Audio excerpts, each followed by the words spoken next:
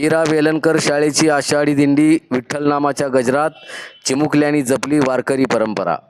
आषाढी एकादशीचं औचित्य साधत सांगलीतील वीरा वेलणकर शाळेच्या वतीनं विद्यार्थ्यांची पारंपरिक दिंडी उत्साहात काढण्यात आली। यामध्ये लहान विद्यार्थ्यांनी वारकरी वेशभूषा परिधान करून विठ्ठल रुक्मिणी संत ज्ञानेश्वर संत तुकाराम यांच्या वेशात सहभागी होत वारकरी परंपरेचा सुंदर आविष्कार सादर केला। दिंडी दरम्यान ज्ञानोबा तुकाराम पांडुरंग हरी अशा नामघोषानं परिसर भक्तिमय झाला। विद्यार्थ्यांनी टाळ मृदंग आणि भगव्या पताका हातात घेऊन शिस्तबद्ध पद्धतीनं दिंडीत सहभाग नोंदवला। या उपक्रमातून विद्यार्थ्यांना आषाढी वारीचं महत्त्व, संत परंपरा आणि भारतीय संस्कृतीची ओळख करून देण्यात आली।